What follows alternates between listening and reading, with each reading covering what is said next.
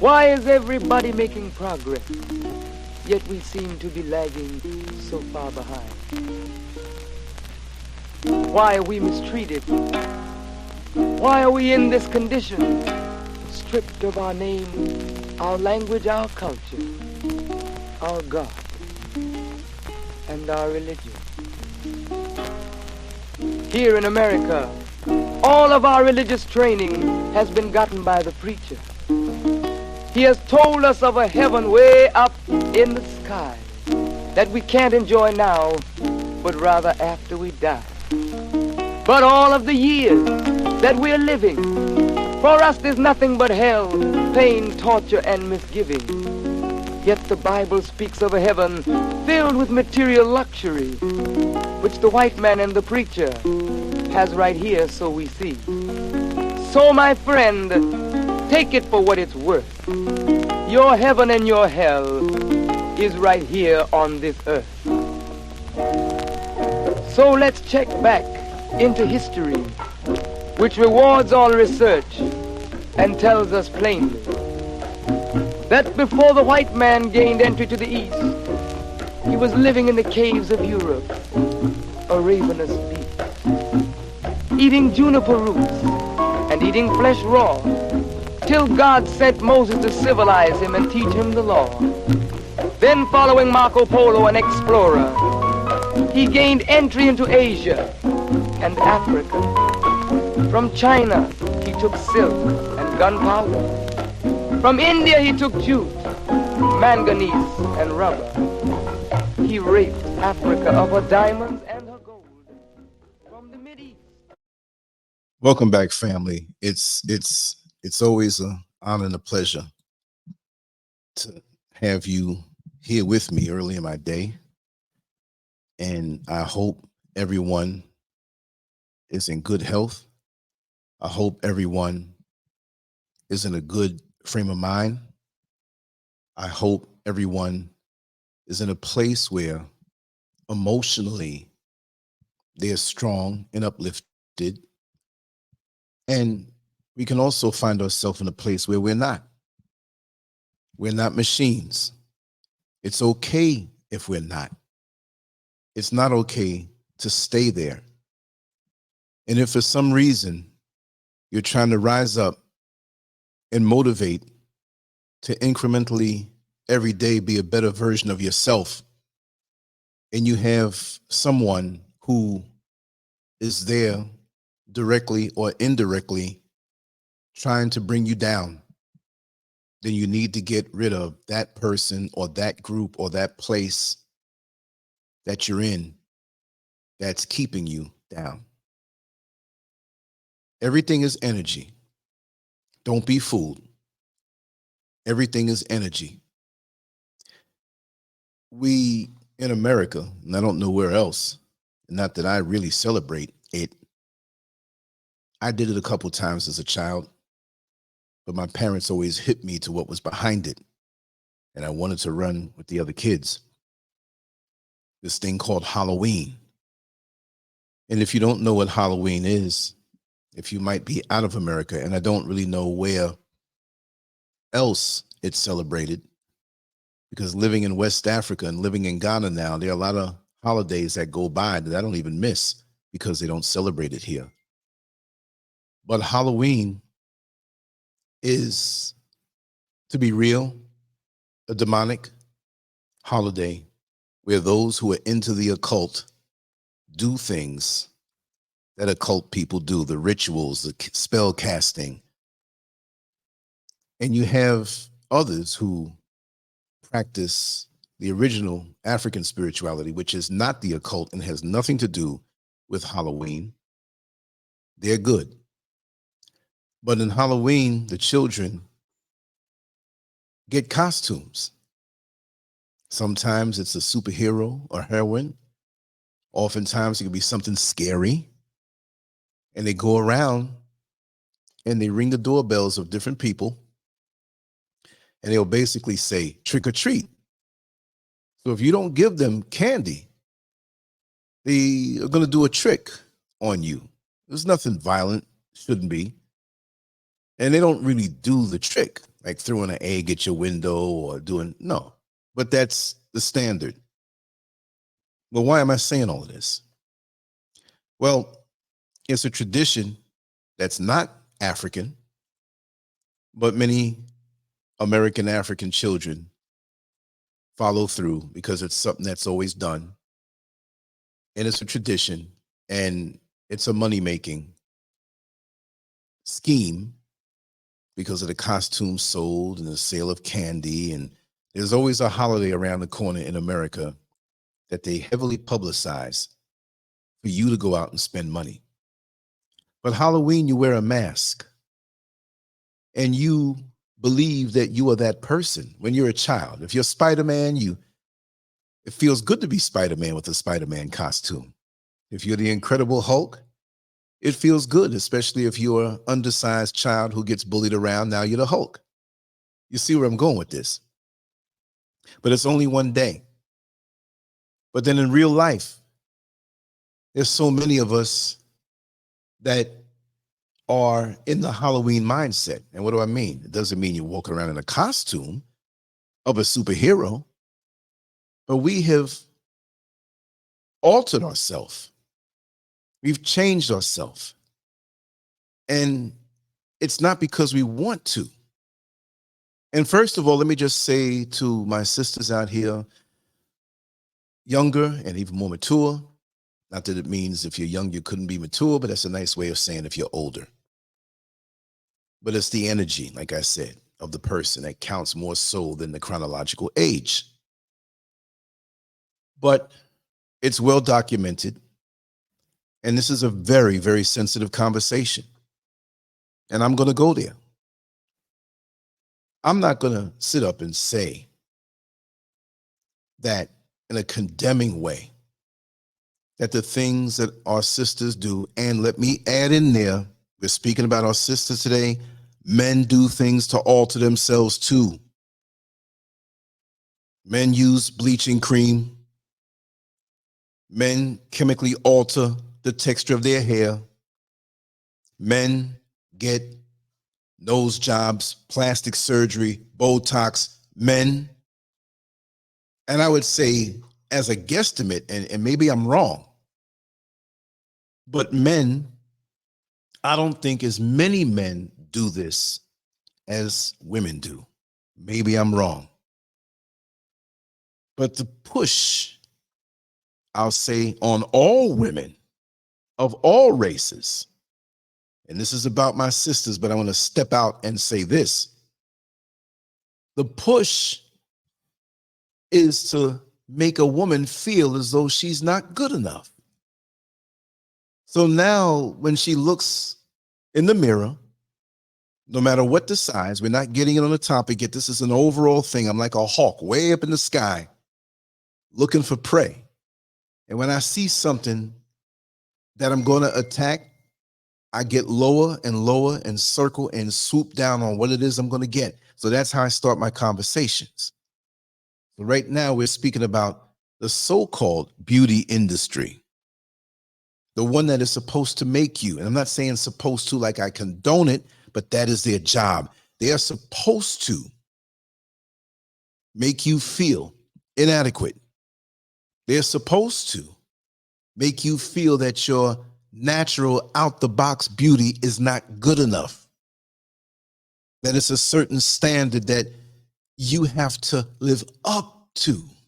This is not me saying it. This is a psychological conditioning to say that you are to live up to this, that if you don't look like that woman on the front of a beauty magazine or a fashion magazine or a television show where they show these women who may have filters, just like on Instagram, right?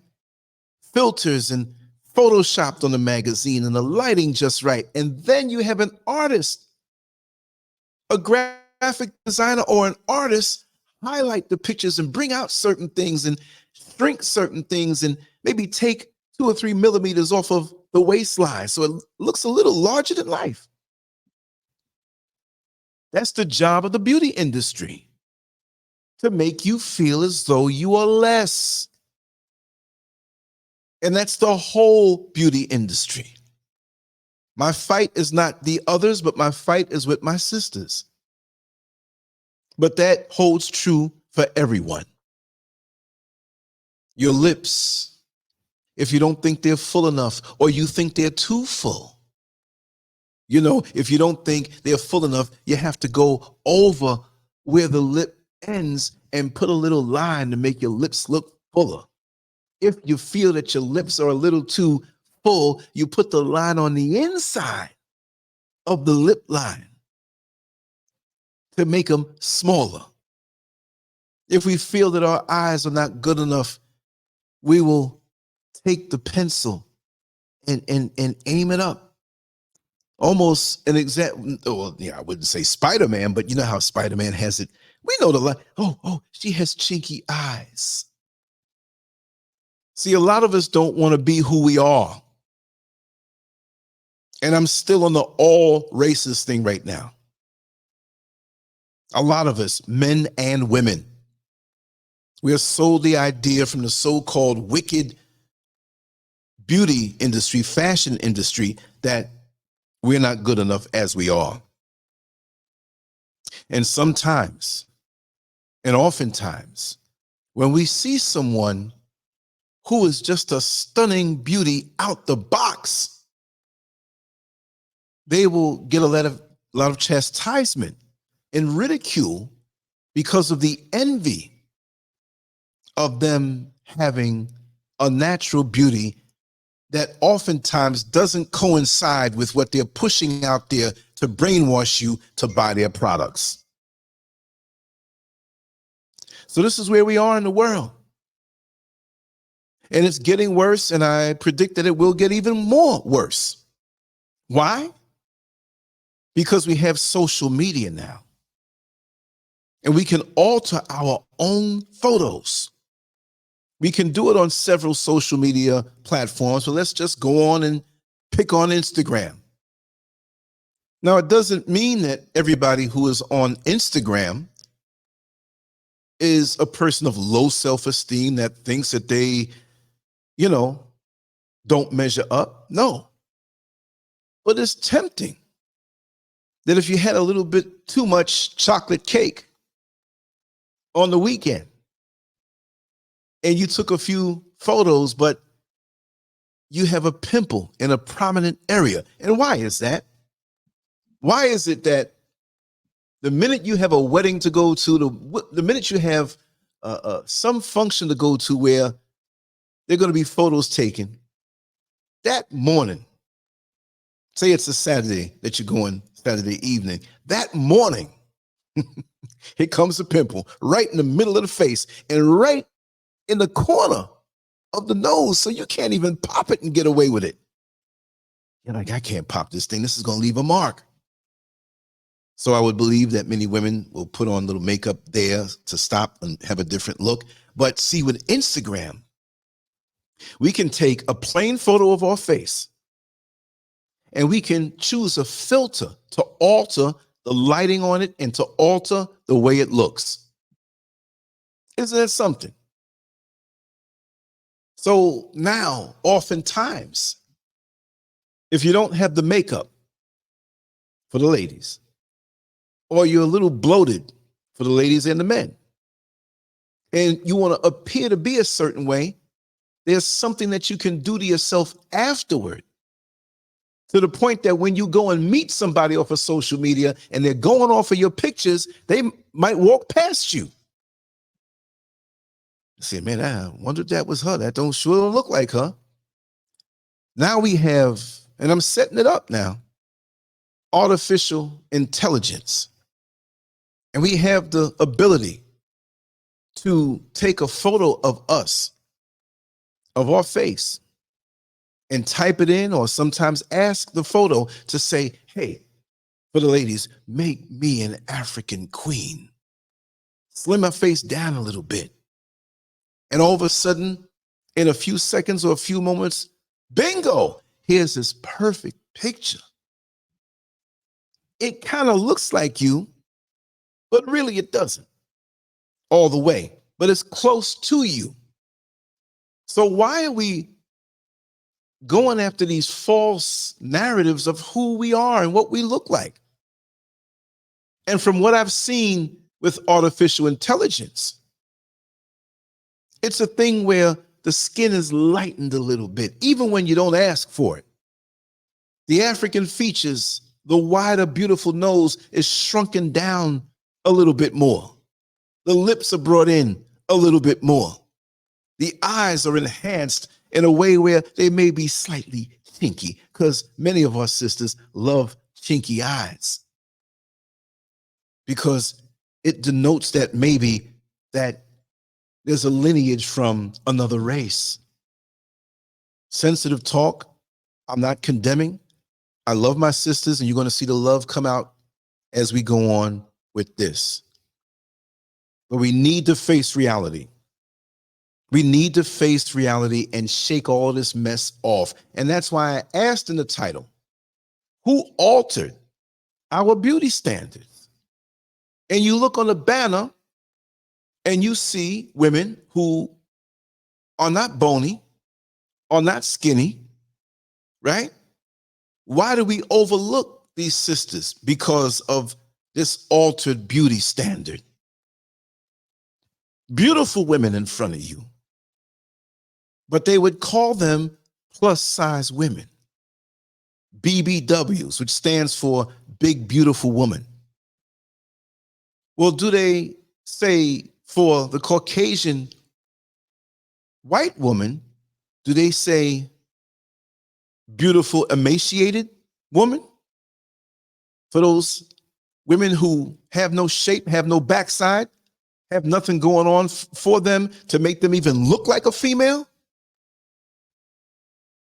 I'm not saying all of them are built like that, but they're not built like our sisters.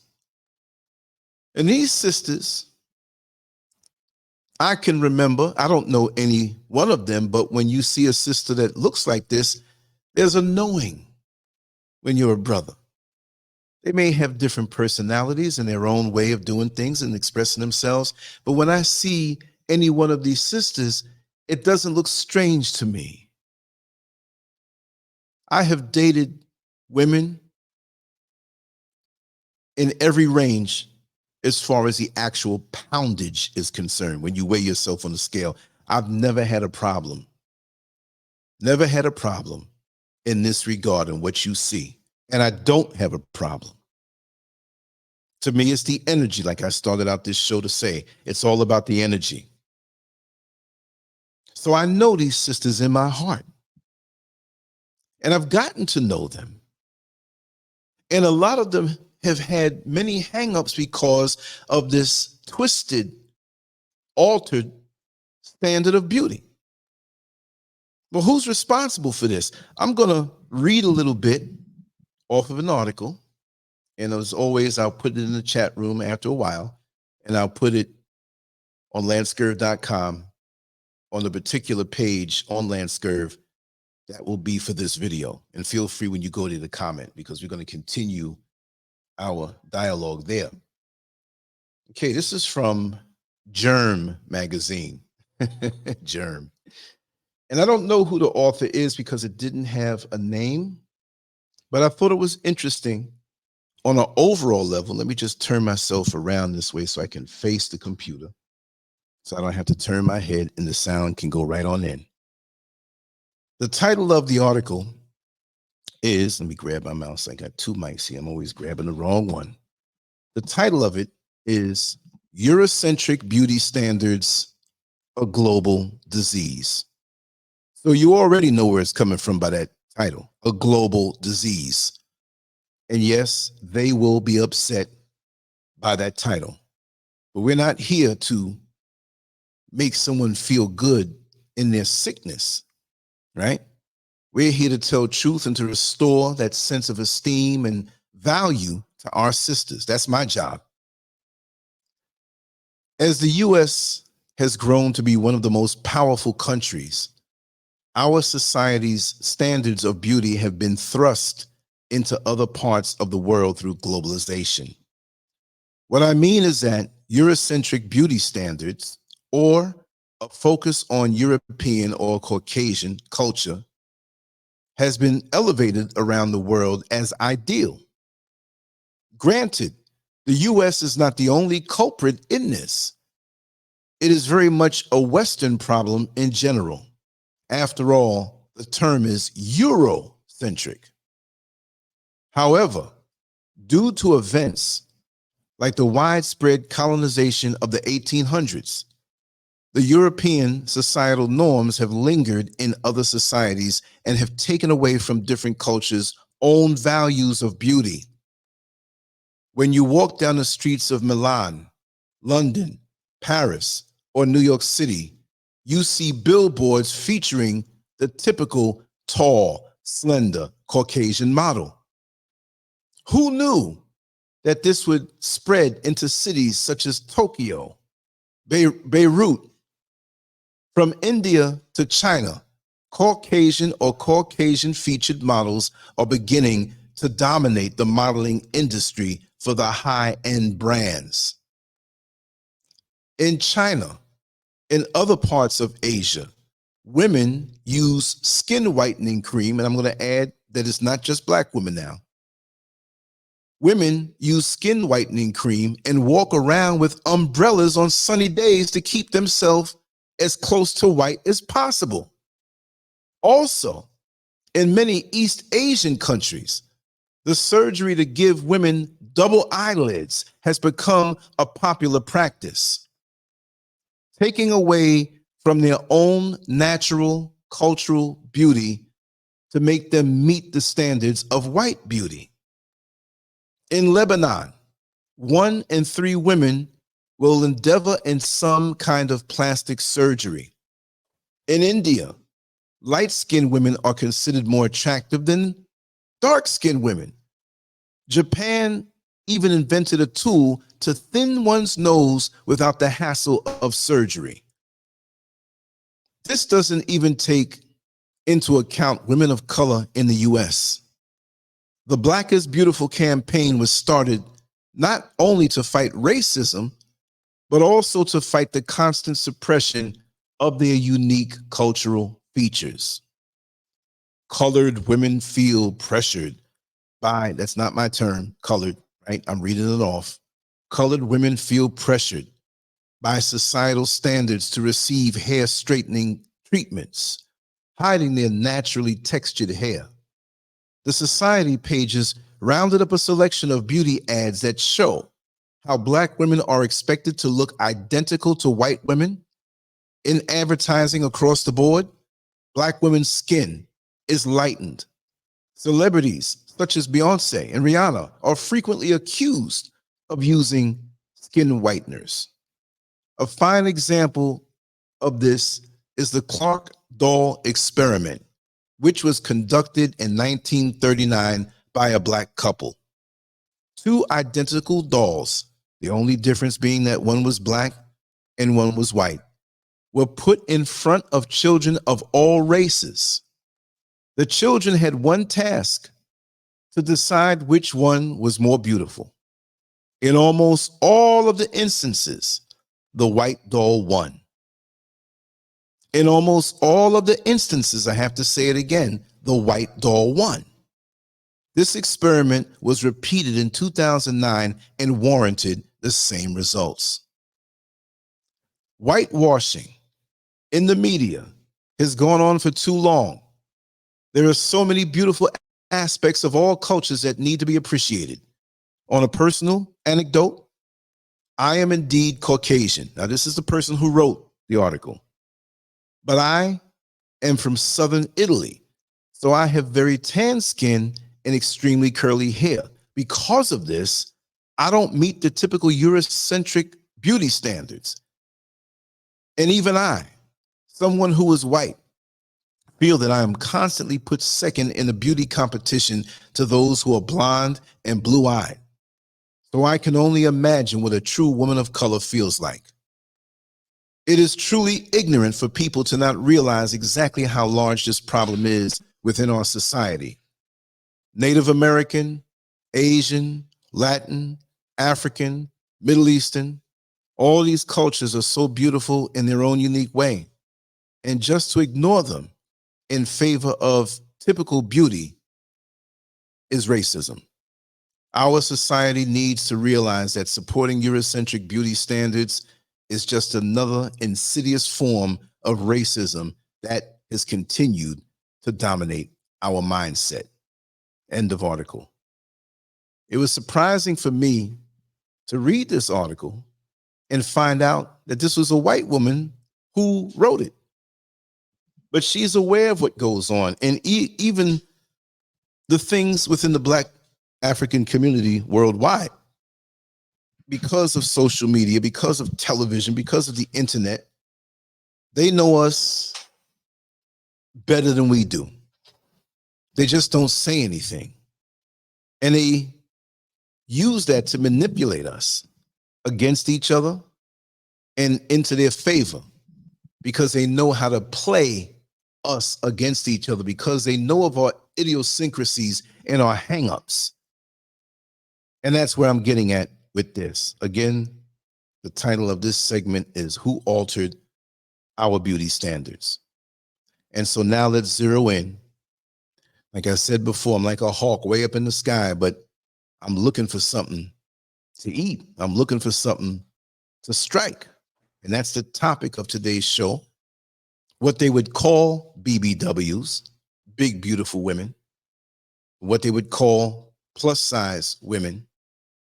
And why is it that many of our plus size sisters, which I don't like calling it that, and I'll tell you why in a little bit, but I will say this: when it comes to the essence and the beauty of the Black woman, she can be as skinny as a rail or sizable, let's just say it that way. Now, if you happen to be morbidly obese, that's indicative of an issue, because unless it's a hormonal problem or something that you can't help by yourself, then we need to take care of that, because we want to remain healthy.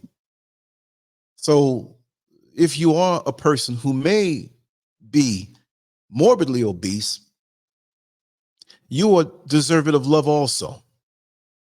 And I feel that a man, if he's into you, he's going to want to help you with the issue that you have that got you to that point. And I'm only speaking now to cover my bases with the morbidly obese women, which there is none on this cover or banner. If you happen to not be that, and a health condition brings you to that point, the man should never leave you, because if he was with you for you, I don't care if you become 500 or 600 pounds, he should love you down just as intense, because of the commitment that he has to you. Too many times I see many of our brothers, they put something on our sisters and stating, well, you good at this size, but you better not put on 10 more pounds. So if you feel this way, then it's not about the internal attributes that she has. If anything, you want to keep her where she's healthy. But who and what was put in your head for you to say that? Who are you comparing her to? Who altered our beauty standards? Because all of these women who are on this banner are drop dead gorgeous. And if they were a little heavier, they would still be drop dead gorgeous.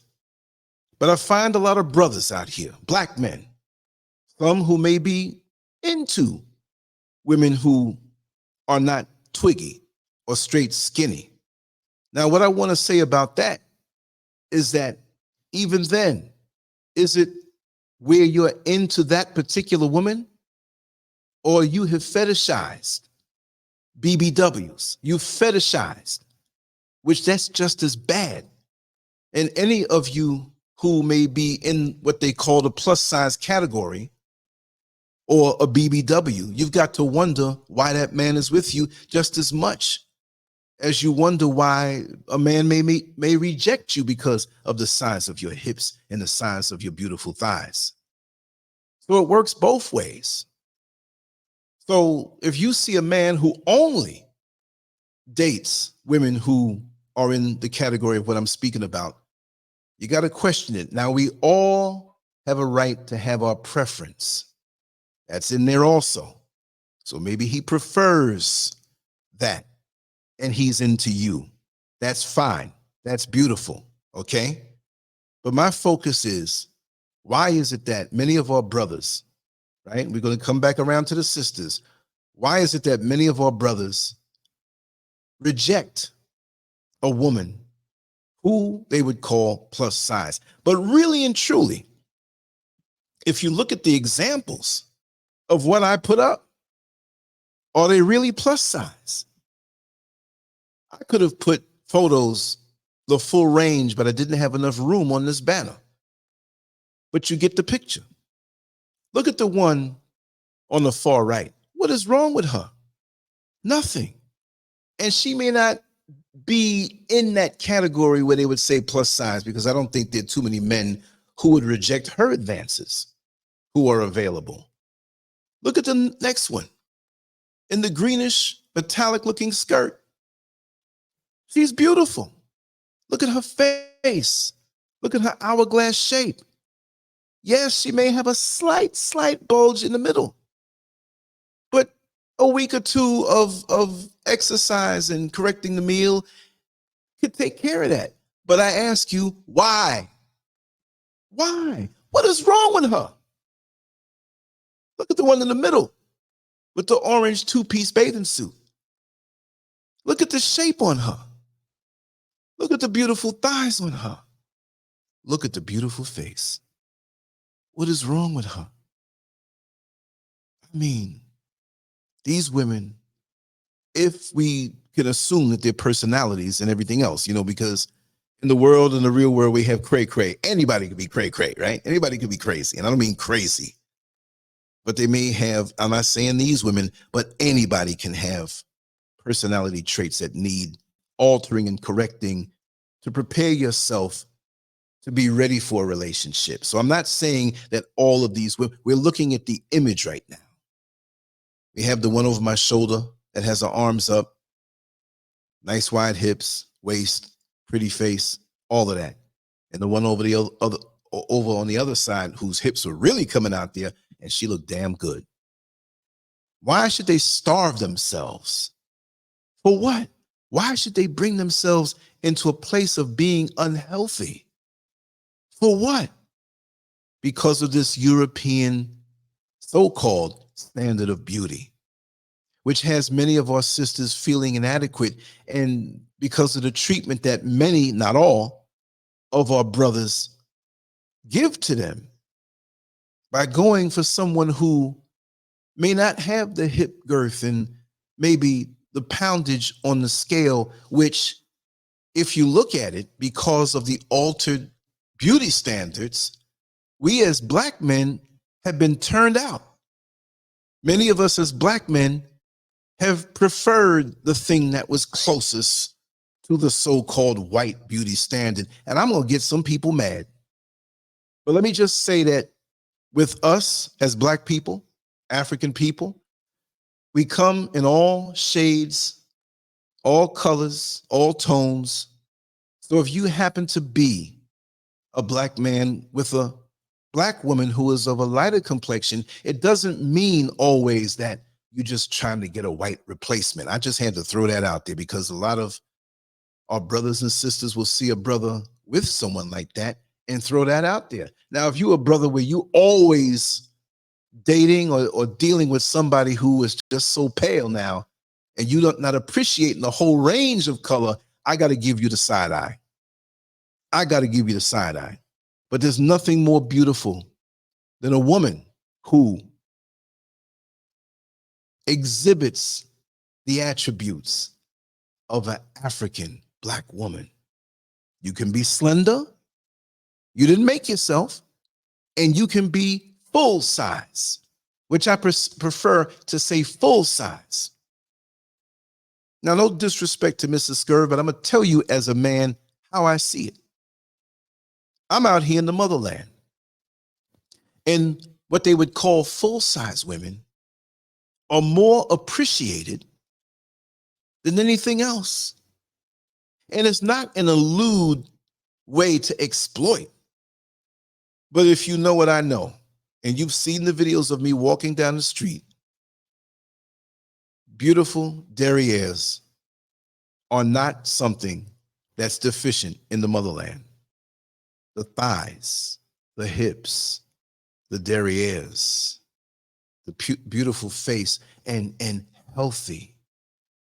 Ain't nobody trying to come down to be some emaciated Caucasian dried out, I ain't never get no son woman. That is not looked at here. And for those who get that treatment, right? For those Caucasian women who come to the motherland and get treatment as though they're above and beyond the sisters that are here, it's only because of the colonized mind of the African man who is here, who has fallen victim to that. And it's advertised here. Big billboards. You go down in Medina, you go down in East Legon, you go down near where the president has his premises here, like the White House, right? Big billboards. Life can be better. And you see a woman's face split down the middle. One side is darker, one side is lighter, and in the middle you have the skin lightening cream. And they say life can be better. What are you insinuating in the advertising? Of course, little girls who see this are going to be brainwashed. Of course, little girls who see the European-looking black woman and the European woman, and they happen to be of a darker complexion, a beautiful darker complexion, because that's what I like, right? I've dated women, black women who are of a lighter complexion, but they were definitely black. Their essence was that. So it doesn't mean within the black race also, we have those who feel that you're not black enough as a woman or a man if you are of a lighter complexion. I used to get that. Depending on what time of the year you caught me. If it was the summer, I was all right because I was getting a lot of sun. But if it was the winter time and the effects of the sun came away from my skin and I looked a little lighter, then the comments would come. And what I didn't like in that time period of my life was that the women who came at me because I was lighter. They didn't say, hey, Lance, how you doing? I'm coming at you because you're lighter. But the brainwashing was there. See, we got things to talk about, and I'm going to spin this topic. We can get 100 shows out of this bad boy when we go in with surgical precision on the topic. We ain't going to just brush over nothing. We're going to focus. We got to clean house. Somebody got to talk about it, and usually the person who cleans the house when the house was dirty and neglected by the owner. There might be a business person and traveling a lot. They might be just plain nasty, but that person who cleans the house at the end of the day, he is dirty because he got the house clean. So people are going to say things to me and make little dumb comments because I done touched the nerve.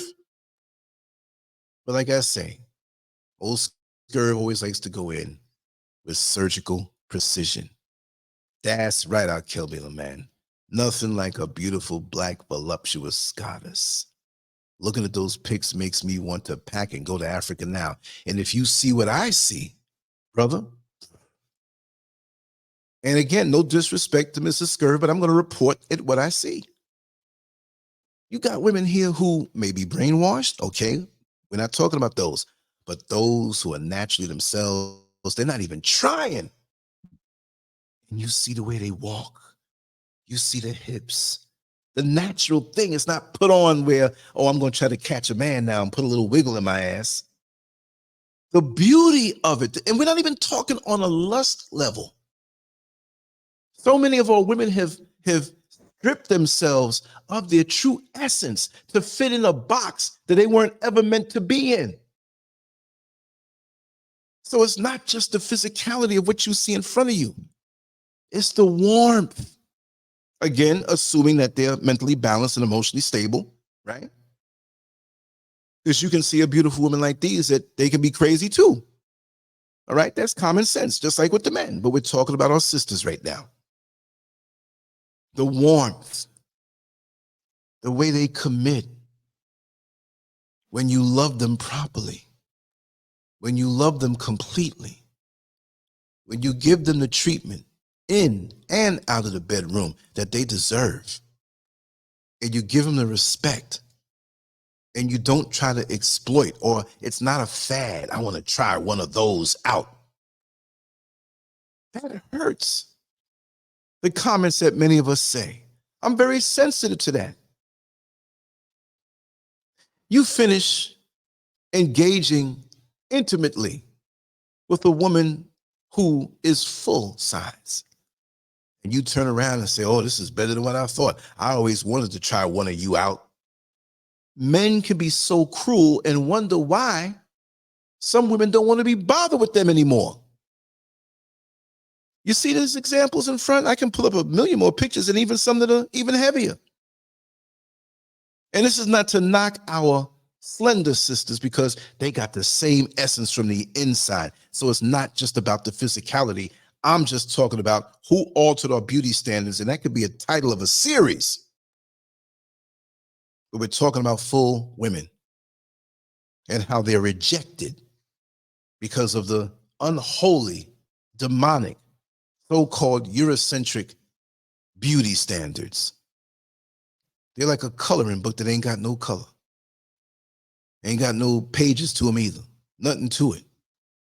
And we have our sisters now bleaching their skin and straightening their hair. Leave it nappy, baby. Nappy is the best. Nappy is beautiful. I'm not afraid to say nappy. I'm not saying it in a derogatory way. You want that hair and those antennas to stand straight up. Yes, it's going to fall to the side once it gets length. Let it lock up. Whatever design and style you want, and whatever way you have come in the journey of self-healing and gotten away from the chemicals that are not going to do your brain and your body any good. I can't exactly recall where I heard this, but it's reputable. And it was said that women who use chemicals on their head, when they pass on, up under the scalp is so green and so rotten. And remember, you're putting this stuff on your skin, so your liver and your kidneys and all of your internal organs have to deal with this. So it's not just something that's surface. You're affecting yourself. And so if you have a family history where there's a propensity to possibly have cancer, a genetic thing, it could be dietary, and you do this, you're pushing the envelope. You see? So we have to be careful. We have to be careful what we do and the reasons why we do it. And we have to sit down honestly and have a conversation with ourselves, sister. But you have to know that you are loved and you are appreciated, and you don't have to change yourself for anyone. And anyone who can't accept you as you are, they don't even need to enjoy a minute of your day. And it doesn't mean every man is going to go crazy over you. There are other things when you deal with a woman. And if this man didn't want to deal with you, don't always think, well, maybe it's because I'm a full-size woman. Because I know some full-size women that they got to run home every day and close that door and put the locks on it. The men are just after them. And it's not just because of a fetish. It's not just because of sex. I've known some plus-size women who are so warm, so inviting, so sensuous, so sexy. Sexy doesn't mean just showing your body parts. You can be fully clothed, carrying yourself in a very decent, ladylike way, and the vibe coming off of you is so sexy. And you can't blame her for not, or for acting in a way, or whorish way, or a way that's not ladylike. But it's that thing where you say, I don't know what it is. There's just something about you. But a lot of us men hold back because we are scared of being judged by our peers. I didn't know you mess with big girls. Like, that's the only thing that about a full-size woman, that they come out the big girl box. Oh yeah, you mess with them big blocks. Yeah, man. Make fun of the dude. When this woman is treating a man like a king. This woman walking around the house You know, the doors are closed, the windows are closed, and you just laying in the bed and she's just walking around, a little t-shirt on, a little something. And you're like, damn, she's beautiful. She looks good. She sounds good. She feels good. Oh, and she tastes good. And yes, I meant it that way too. But again, this is all of our sisters. We just happen to be focusing on those that they say are full size. It's sick how this so-called Eurocentric, European, so-called standard, substandard of beauty when it comes to us. Because look at them. And I've said this from many, many, many, many years ago on my earlier videos, many, many, many years ago. And I've said it in writings 2 decades ago plus. And I'm not saying I was the first to say it, but I'm always going to be bold enough to say it. You see, maybe you were considered of what they would say average weight, but there's no average black woman when she's full force in who she is. You only reduce your life force when you try to run after being something else. But real men know a real woman when they see one. And there's nothing more sexier than when you see a full woman who is confident in who she is. It makes you have to restructure what you're seeing, because there's so many who fall victim to the European substandard of beauty that they feel down in themselves because everybody else, and I'm not saying everybody, but so many of us as women, and I said us, I ain't a woman. Last time I checked, I looked in just a little while ago. I'm a man. Yes, a voluptuous queen is so soft, sweet, and kind when you run into the right one. I know this is Al Kibulin man saying this. Let me just put this up on the screen for everybody to see. A voluptuous queen is so soft, sweet, and kind when you run into the right one. I know a lady who is 70 years young and looks 35, no stomach, dresses excellently, and has a personality to go with it. Let me tell you something. That's another topic we have to talk about. This old thing where, oh, she's 70 and she too old. If you vibe right, whatever the age, the black woman never loses her essence, never loses her allure when it's authentic. Never. I'm not saying if you're 30 years old, you're running after somebody over 100 years old. I understand that. But the range needs to expand a little more than what it is. As soon as brothers hear 40, well, she's 40, man, she getting on. What? She ain't even start yet. There are women who I know here online that you may know. There are women who I know online who you might know or might not know. But boy, if you knew their chronological age, you would be shocked, because that's some milk that never spoils. I'm not saying milk as far as the breast and titty. No, I'm just saying, you know how I talk. It never spoils. But yet so many of us destroy the essence, not knowing how to handle it, not knowing how to cultivate it. And many of our brothers are missing out. They're missing out on a good woman, a good, beautiful, warm, sexy woman. And again, all of our sisters have this essence. We're just focusing on this now because many of our full-size sisters are down on themselves. No, hold your head up. You can wear the same dresses. It may be a little larger, but carry yourself with confidence. And if you do feel that you want to lose a few pounds for health reasons, let that be the only reason. You spread out and take the space when you walk, and you sway your arms if you want to. Your natural hips, you don't have to walk like you're ashamed of that. You let them hips swivel. Be yourself. Look every other woman of every other race in the eye and let them know by your confidence in your actions that there's nothing else on the planet like me. Nothing else on the planet like me. And I'm rare.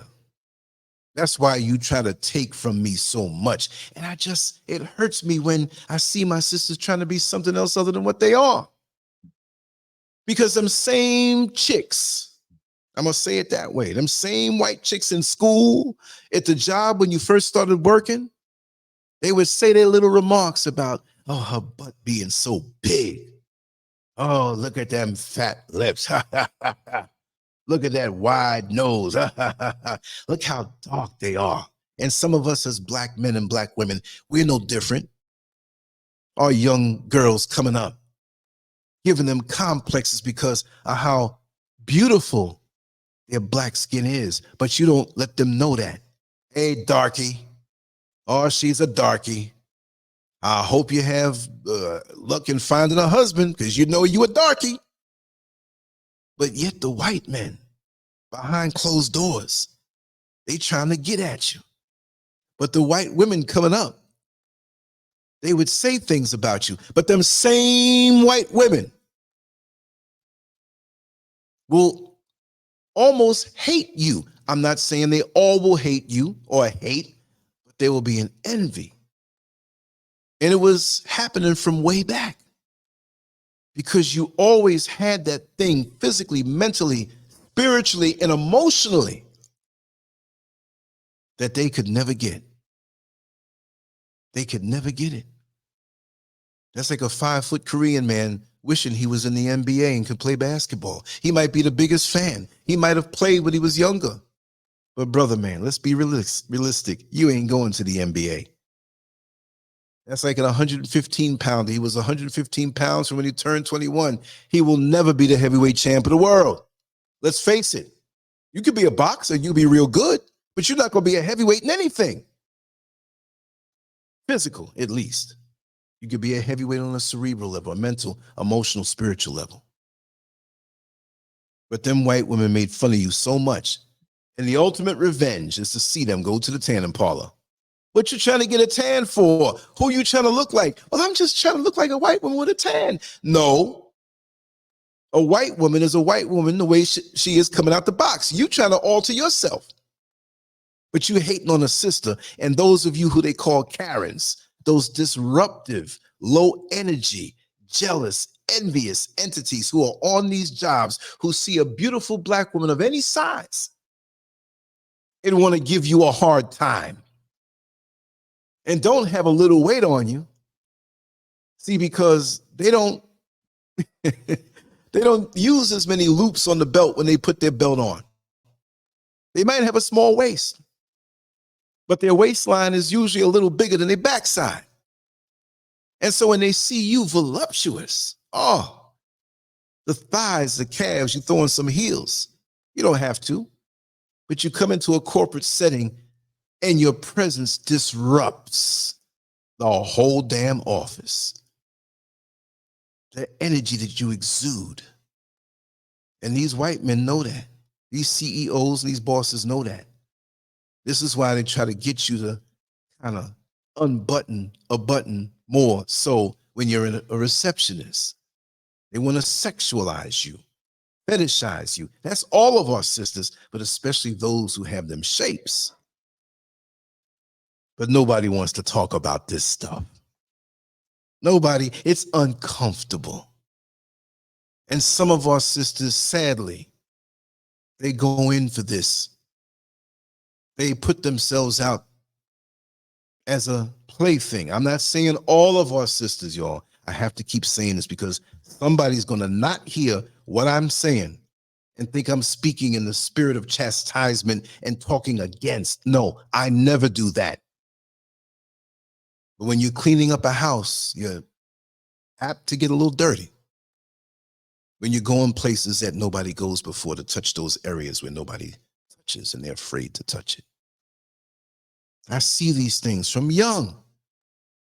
I didn't have to read an article to know about this. My parents had conversations in the house that I would hear from young, long before there was an internet.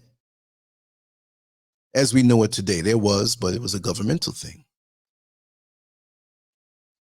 So for me, this is necessary conversation as we run toward the narcissistic, as we run toward the superficial, as we run toward altering ourselves. Be yourself. I see women of all sizes here in the motherland. And I went into Accra yesterday. I left from in the mountains and went into Accra. We had some business to take care of. And I should have brought my smaller camera and just walked like I usually do. We haven't done that in a while because I'm not in the city anymore. We're up in the mountains. But in a couple days, I'll be going down there. It's funny. I have a huge dining room table here. And in packing it to bring it to the motherland, I could have swore we took duct tape and put the little nuts for the screws in a bag and taped it heavily. We can't find it. So I want to put that table up. So I'm going to have to either bring the leg that's attached to the screws that are in it, or just get different size nuts in so I can put that table up. That's just a side note. So I have to go and do that this week. Make sure to do that this week because I want that. I need that surface. My work table is full.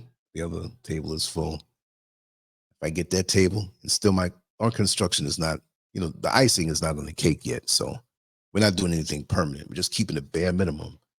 So we're here, and we're taking it from here, icing the cake while we're in the cake, so to say.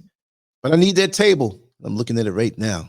The table I used to use in my old studio back in Orlando when I had the black walls with the yellow stripes, but you never saw the size of the table. And it had the two inserts out with them in. That's a huge table. So there's a struggle right now. Mrs. SCURV is like, well, I think I might want to use it up here. And I'm like, well, I might want to use it back in my studio.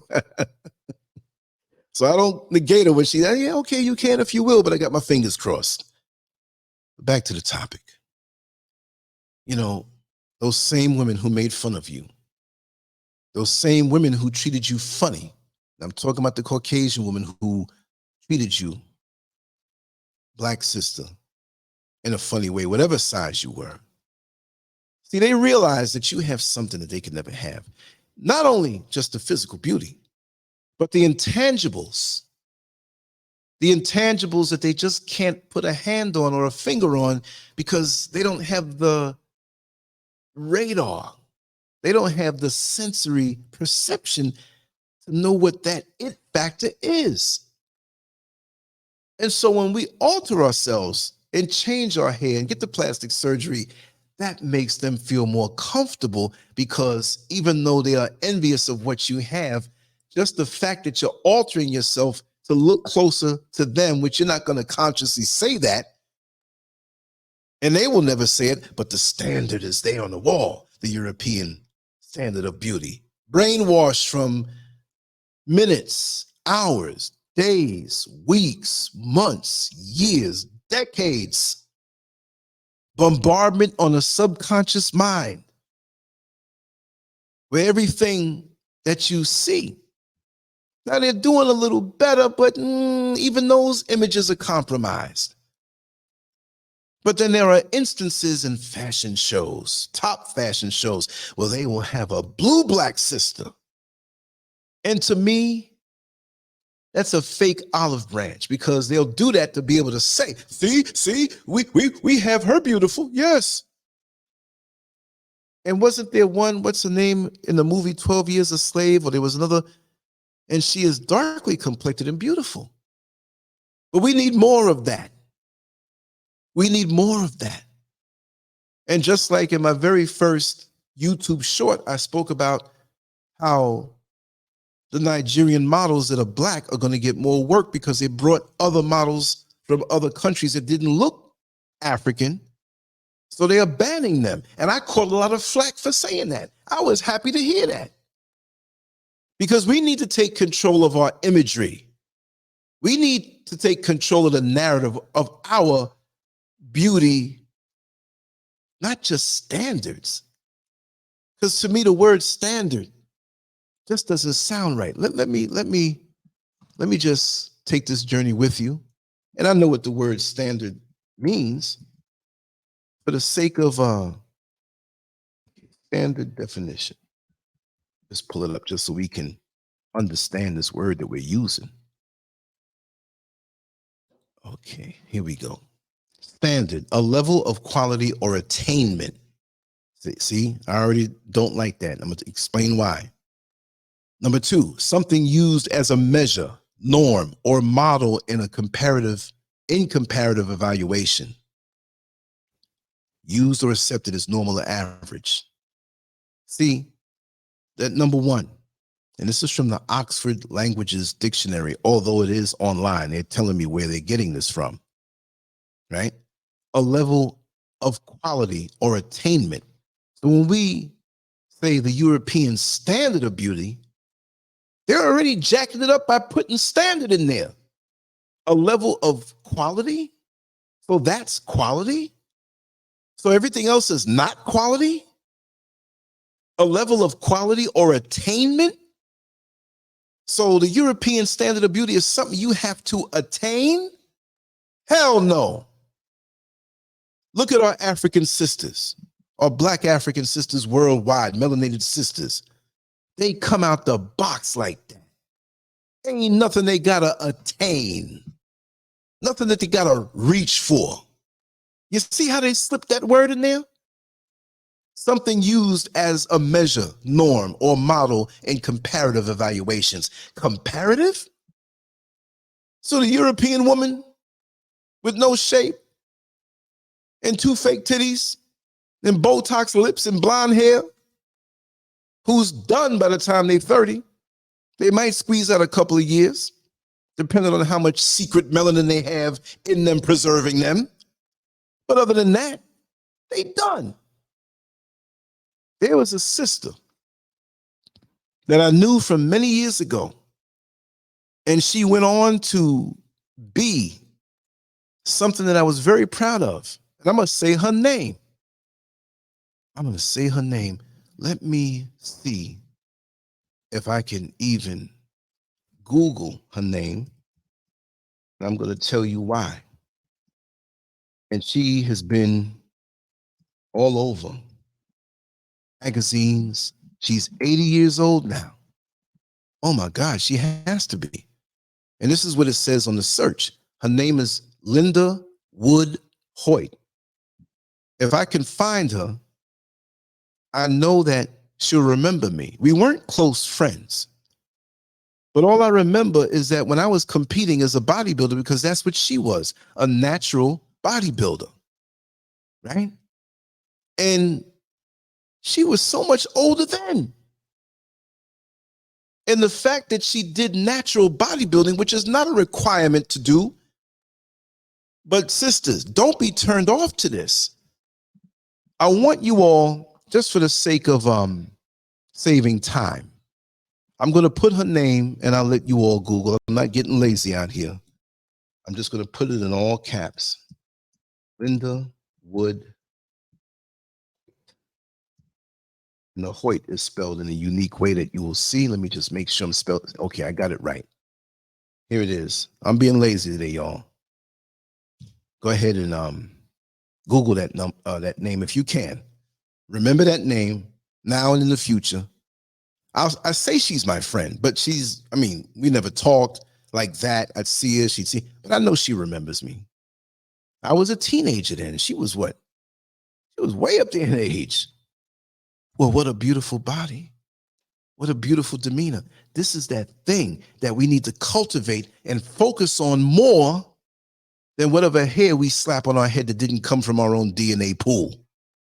We need to focus on those things that will last with us on the physical level, whether you're plus size or full, whatever you are, enhance it naturally. And I could tell you for a fact, this woman has never taken a steroid. And she never looked ugly and muscular ugly. You can see where she had shape.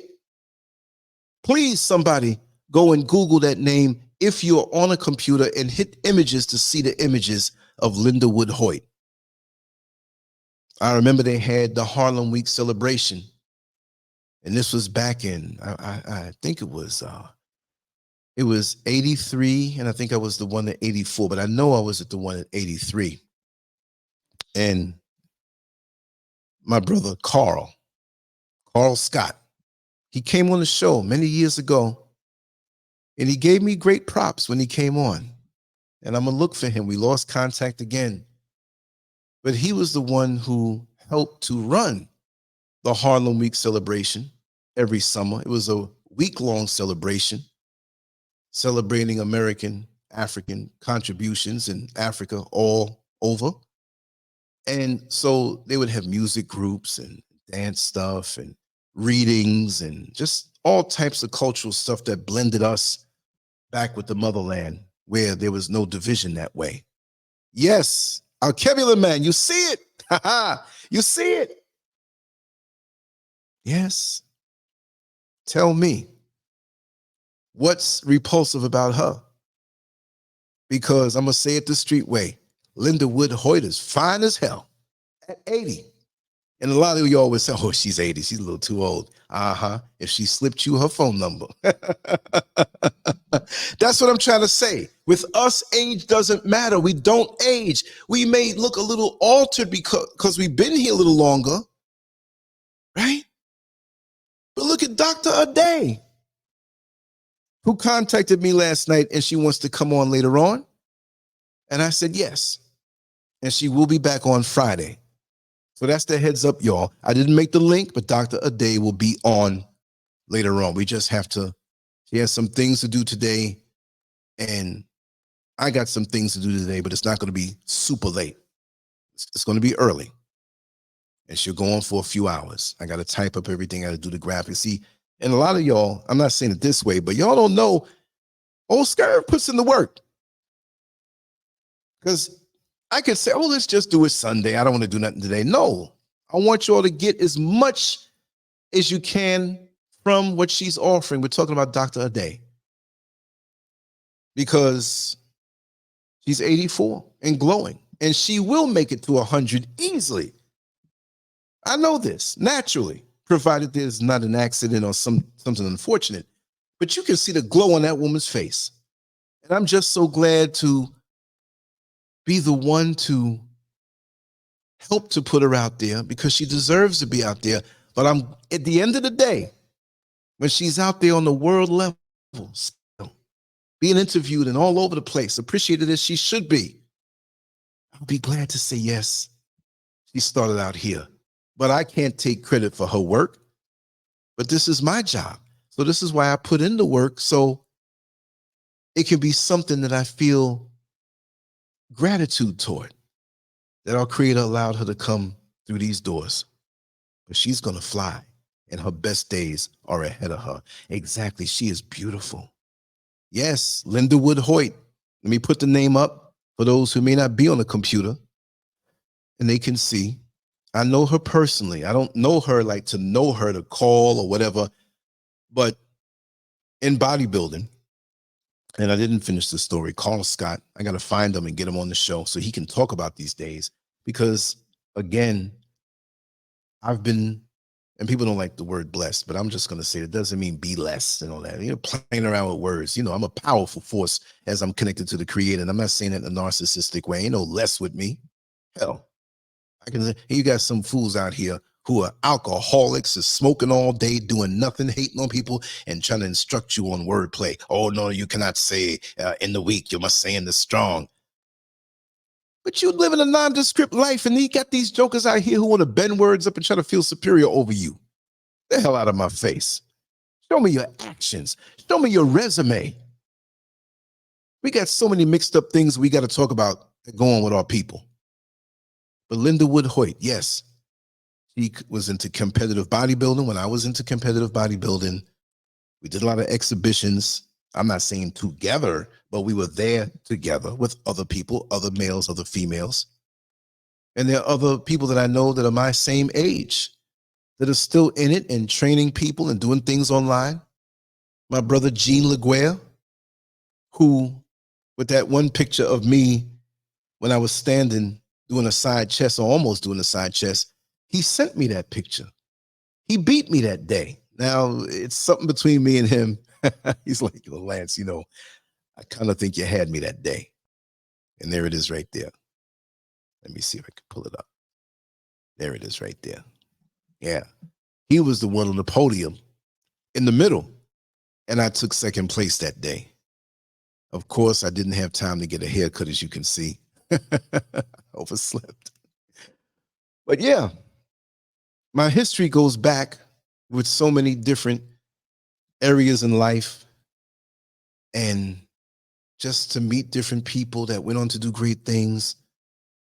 Me, myself, maybe I'm an underachiever. I don't care. But my job is to serve right now at the age of 60 and talk about these things from experience. And I'm not clout chasing. I know who I am and I know what I've done. And those who are in the know, they know. And there's so many stories and things that I've been afforded. And I realize now what my life mission is. So with Carl Scott, we would do these exhibitions during Harlem Week. We did one in front of City Hall. We did one on 135th Street, right in front of the precinct. We did them in different schools. I had other people who would set up different things, and we would give seminars in schools, high schools, on the proper way to train and the proper way to eat. And we got down. We had fun. There's a lot of pictures floating around out there. We didn't have Facebook in that day, so I cannot prove by the naysayers, man, you just talking, because you know, people say, we have men that, man, I used to lift weights too, man. I was benching 800. Get the hell out of here. I never went for weight anyway, right? But so many of us are so quick to tear each other down when we have experience with this. I'm going to take this name down, but look at the name again, Linda Wood Hoyt. Write it down if you're not near a computer and go back. And I say computer, you can do it on your phone, but you're on the show now. So write it down for a later time. And just check out what she's all about. Ebony Magazine, TV shows, all this different stuff on how she preserved herself naturally. So if you're a full woman, why not preserve yourself as you are? And understand it's the natural glow that you have, the natural essence that you have. It's not physical. And if you focus on just the physical, you lose something.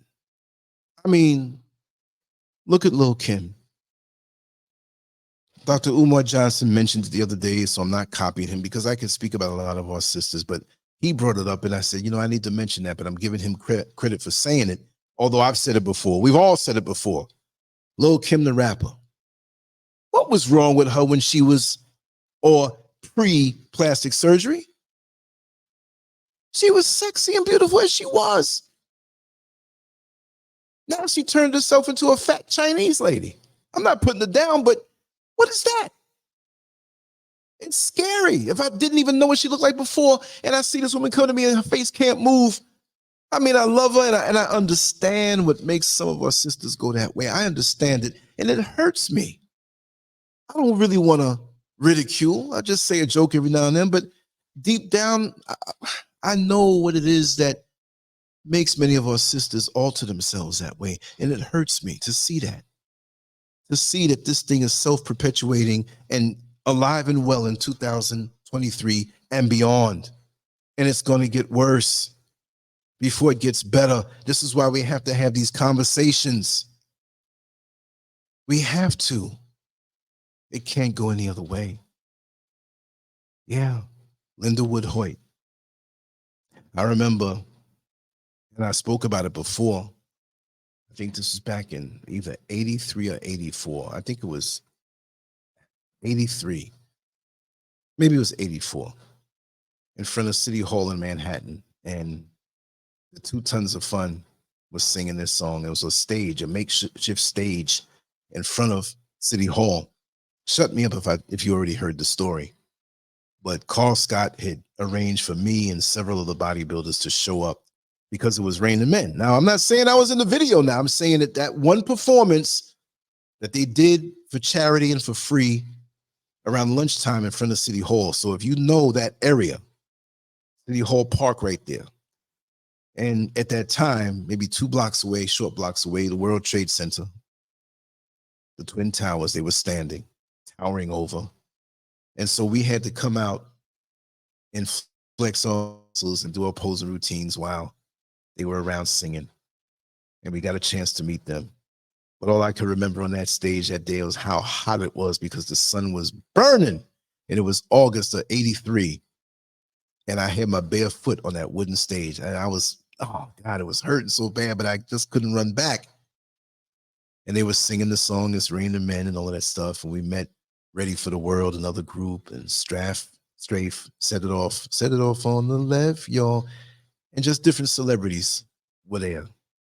And it was nice. That's New York for you. That's Manhattan for you. You know, there, I mean, you know, Hollywood or Atlanta is different now, you know, but really back in those days, there were things going on all over the country, but back then New York was the sugar honey iced tea. It still is to a degree, but the internet and the culture of us, even if it's hijacked, even if it's watered down, the connections that we have, it goes across the world. And you best believe what we do in America is viewed out here in the motherland, and there's a lot of influence. And I have to say that a lot of the influences coming from America are not good. And this is off topic. And I'm going to wrap this down soon. I don't ever want to keep it too long. I want you to be happy when you see the live go up. And that's why every day I'll keep it like that. And yesterday I had stuff to do, so I didn't do the thing in the morning. And I promised something last night, but I realized I had so much catching up to do on the back end of the website and the podcast and transferring files and resizing and all the stuff. I was like, my family will understand, but I promise I'm going to get up and talk about something good, and here we are. But the influence worldwide on that superficial, altered, basically causing our young sisters and brothers to not be who they are.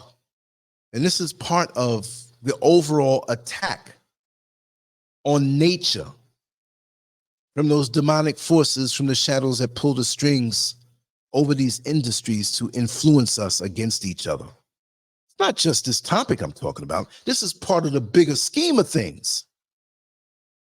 While everybody else, and look, we got some good brothers and sisters out here bringing some information that I learned from. I would never verbally plagiarize them or try to take it as my own, like so many do.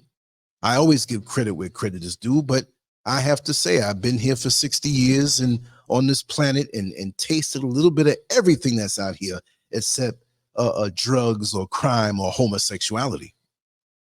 But women, I love my sisters. It's not even just a sex thing. They're the superstars to me. They're the bringers of life. They're the bringers of true love. And yes, some may have gone through so much bad stuff and might be acting out other than who they are. I'm not going to demonize them, but I will correct the ones that need correction, and it's done out of love. Look throughout my history if you truly know me. Ask anybody who knows me, who I've been married to, who I've dated, who I've loved, who's broken my heart. And I don't hold that against them. I still love them.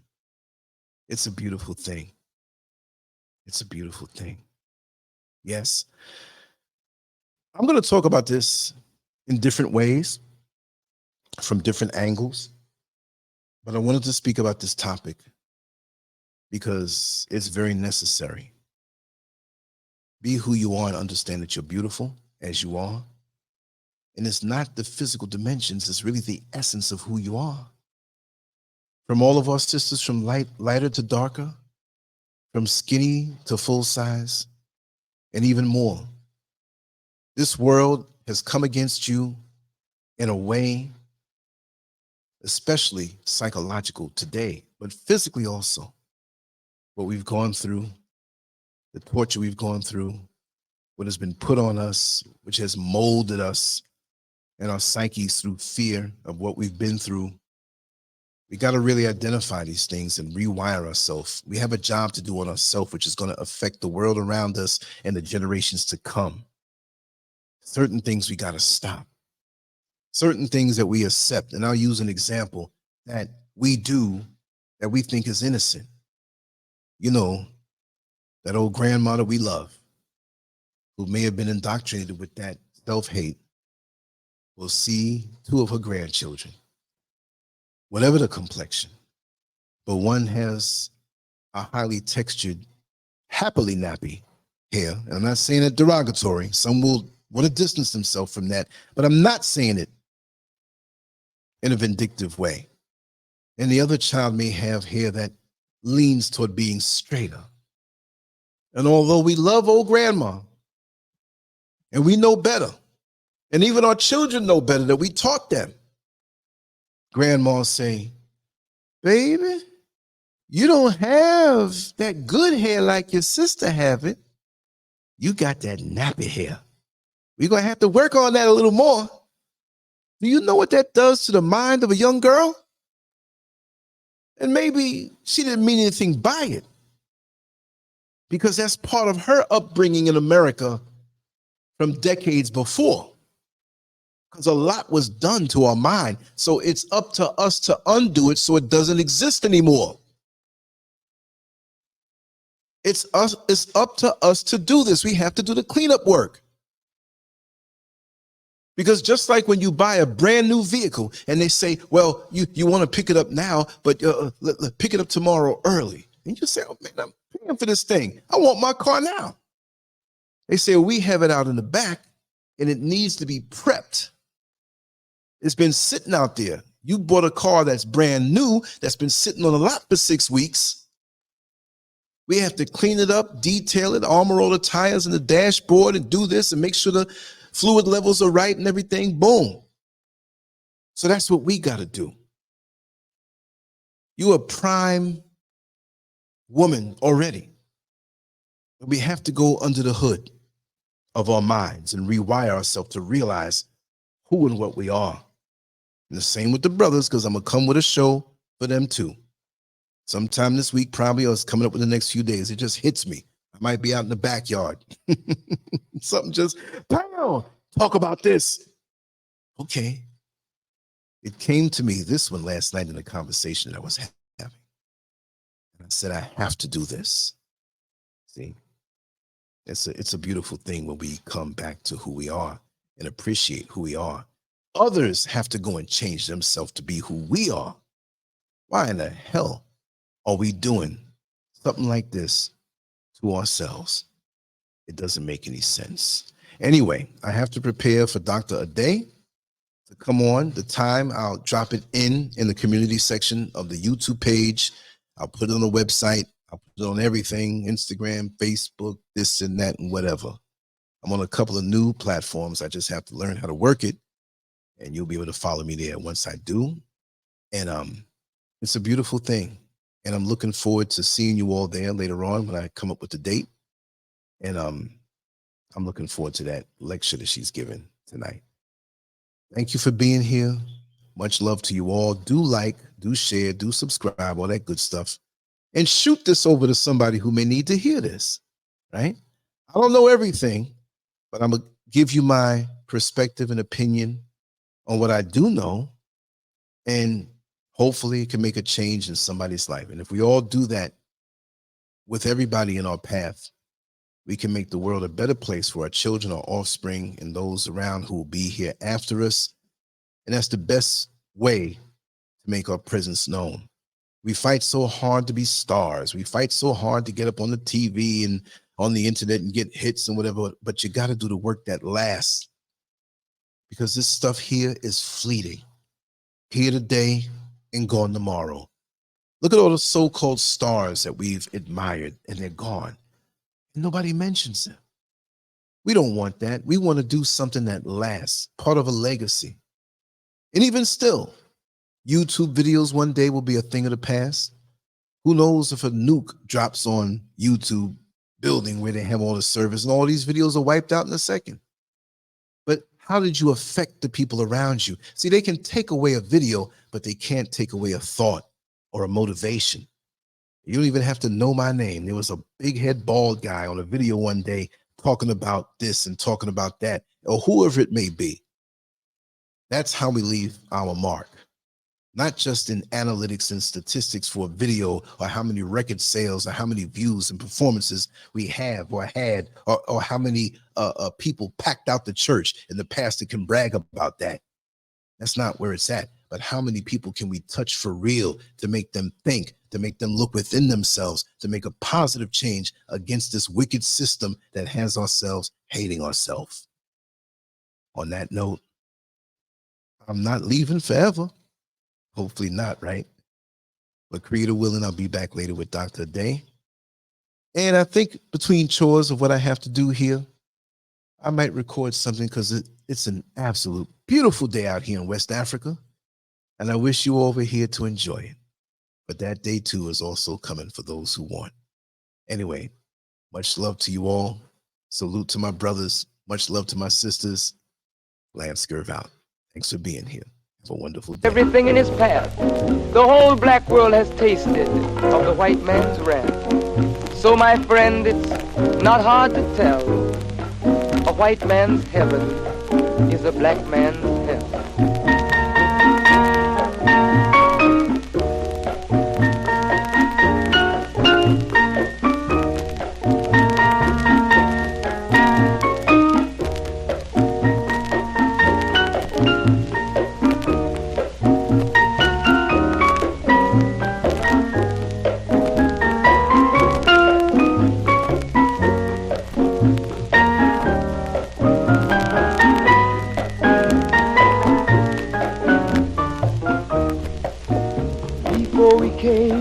To America, we were living in the east. By the Nile River, we were living in luxury, enjoying freedom, justice, and equality. We wore silken robes and slippers of gold. We were the wealthiest and the wisest people, I'm told. Now we are the poorest of the poor. Nobody wants us at their door. So, my friend, it's easy to tell. White man heaven is black man hell.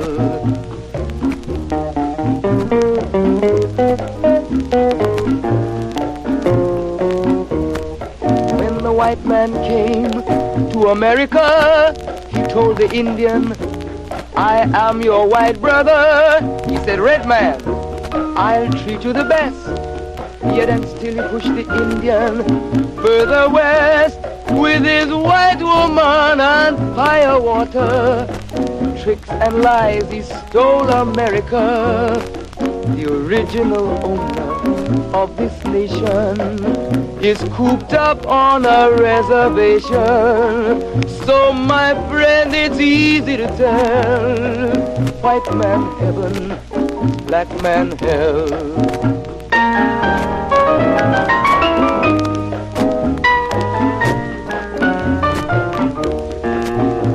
He needed someone to work the land. His back was too weak. He needed you, black man, so he commissioned Sir John Hawkins to commit the world's most grievous sin, to take a man who's born to be free and bring him down to slavery, to sell a man as merchandise. On his body put a price. Oh, my friend, it's easy to tell. White man heaven is a black man hell.